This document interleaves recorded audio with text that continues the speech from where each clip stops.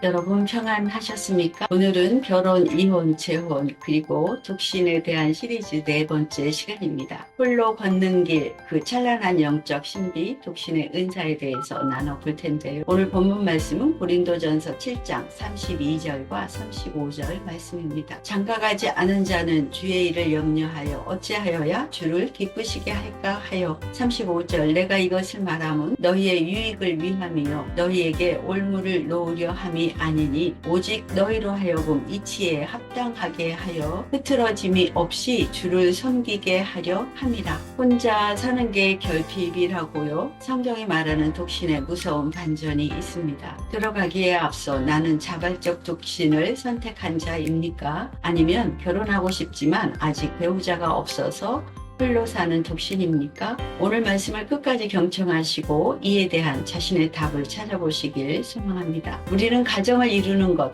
결혼하는 것만이 성인기 삶의 유일한 완성인 것처럼 말하는 세상을 살아갑니다. 명절이 되면 어김없이 쏟아지는 질문들, 오랜 지인들과의 대화, 심지어 가장 영적이어야 할 교회 공동체 안에서조차 결혼은 은연중에 신앙적 성숙의 필수 코스인 것처럼 다루어지곤 합니다. 그럴 때마다 홀로 이 길을 걷고 있는 분들의 마음 한편에는 설명하기 어려운 씁쓸함이나 내가 무언가 부족한 것인가?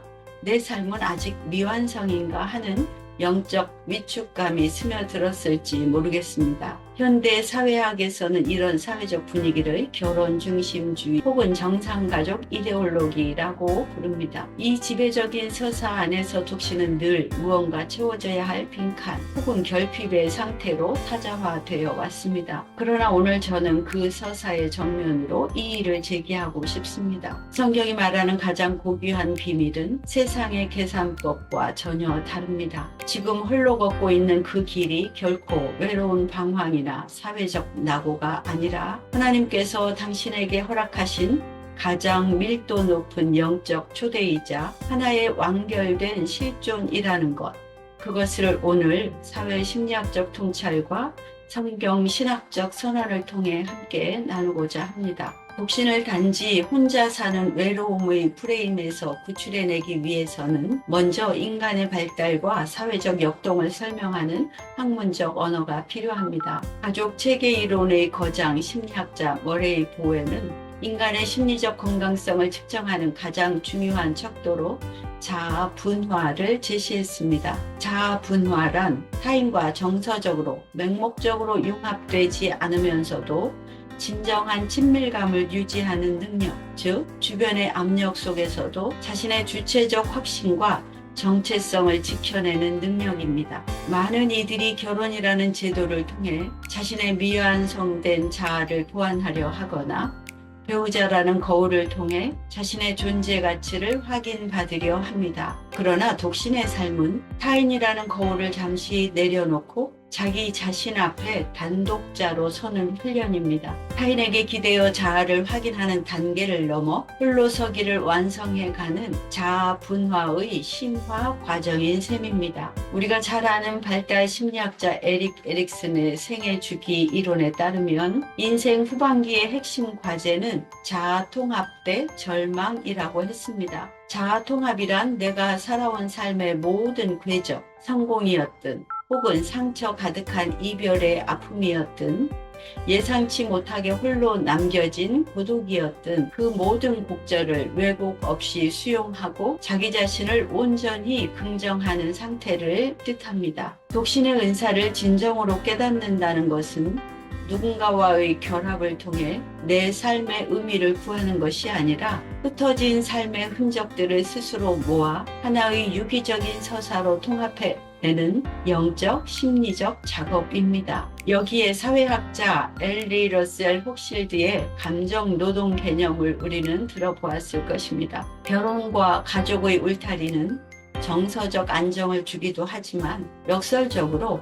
방대한 양의 정서적 자본과 관계 유지 비용, 즉 감정 노동을 지속적으로 요구합니다. 이것이 잘못되었다는 말이 아닙니다. 다만 독신이 가지는 사회학적 가능성 중 하나는 핵가족 체계가 요구하는 의무적 감정 노동으로부터 일정 부분 자유롭다는 데 있습니다. 독신자는 관계 유지를 위해 지출해야 할 정서적 에너지를 내면으로 수렴하여 자아의 성숙과 사회적 가치 창출, 그리고 더 넓은 이웃을 향한 개방적 연대를 위해 재배치할 수 있는 특권을 갖게 됩니다. 결핍을 채우려는 시도 대신 내 존재의 에너지를 어디로 흐르게 할 것인가를 스스로 결정하는 주체성. 이것이 독신 은사가 열어주는 심리적 공간이며 자유함입니다. 그렇다면 우리는 성경 속에서 보여주는 인물들의 독신의 전복성에 대해 알아보겠습니다. 자, 전복성이란 기존의 지배적인 사회 질서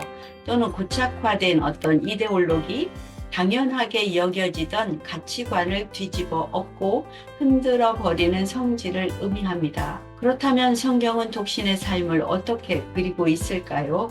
놀랍게도 구속사의 결정적인 순간마다 하나님께서는 전통적인 가족의 울타리에 매이지 않는 독신의 존재들을 통해 시대를 뒤바꾸는 일들을 행하셨습니다. 첫 번째 인물을 꼽자면 예언자 예레미야입니다. 하나님께서는 예레미야에게 의도적으로 너는 이 땅에서 아내를 맞이하지 말며 자녀를 두지 말라. 예레미야 16장에서 명령하셨습니다. 당대 유대 사회에서 결혼과 출산은 하나님의 축복의 상징이었습니다. 그 문화 속에서 예레미야의 독신은 매우 낯선 풍경이었을 것입니다. 그러나 하나님은 민족의 심판이라는 무게 있는 메시지를 예레미야의 독신 실존 자체를 통해 살아내도록 하셨습니다. 그에게 독신은 외로운 방치가 아니라 오직 하나님의 말씀에 온 존재로 반응하기 위한 시대적 소명이었습니다. 두 번째로 우리는 세례 요한을 볼 수 있습니다. 그는 안락한 가정의 울타리를 거절하고 광야에서 홀로 거하며 그리스도의 길을 예비했습니다. 가정이 주는 사적인 위로에 매이지 않았기에 세상의 권력과 타협하지 않는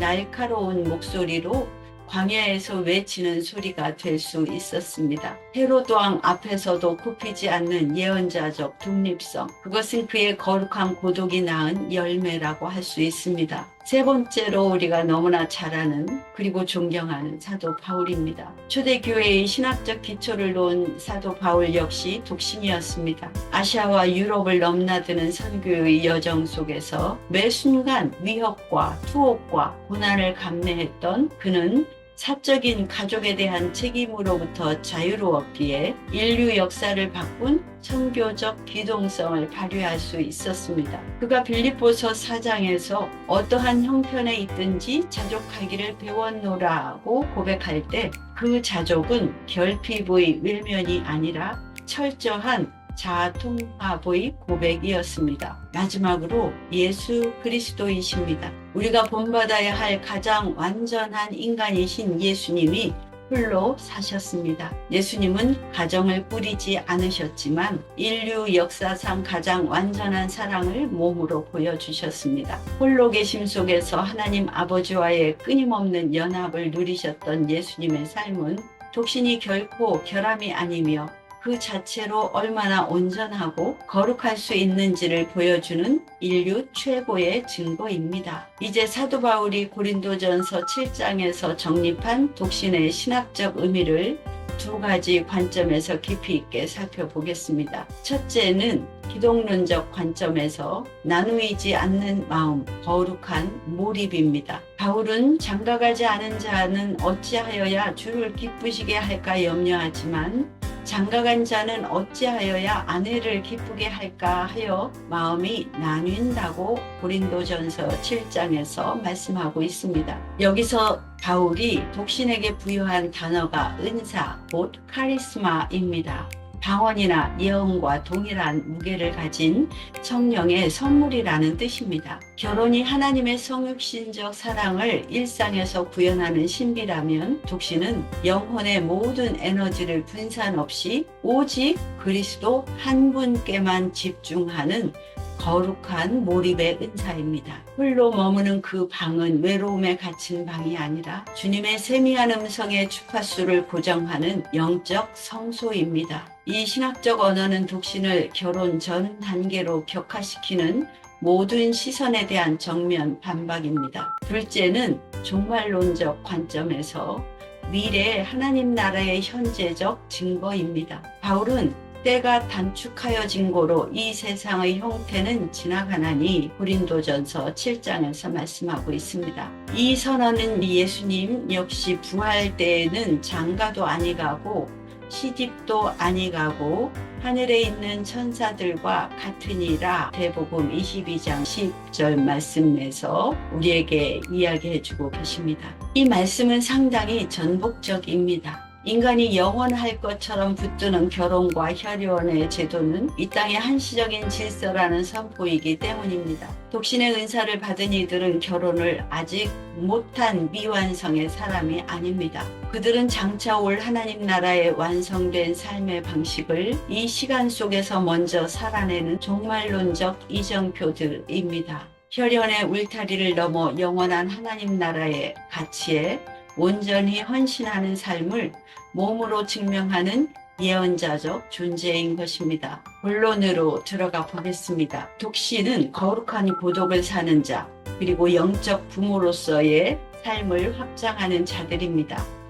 독신의 은사를 지닌 분들의 영적 성숙은 외로움을 잘 참아내거나 죄를 짓지 않고 경건하게 버티는 것에 머물지 않습니다. 그것은 고립이 아니라 거룩한 고독을 기반으로 선택적이고 깊은 연결의 단계로 나아가는 것입니다. 내 한 사람의 가족, 내 핏줄이라는 좁은 울타리를 넘어 이 땅의 더 많은 외로운 이들을 가슴에 품는 영적 부모의 자리로 확장되는 것입니다. 사적으로 고정된 대상이 없기에 역설적으로 우리는 고독한 세상 전체를 이웃과 영적 자녀로 맞이할 수 있는 더 넓은 영적 공간을 갖게 되는 것입니다. 사도 바울이 혈연 관계없이도 믿음 안에서 디모데를 참 아들이라 부르고 옥중에서 오네시모를 영적 자녀로 품었던 것처럼 말입니다.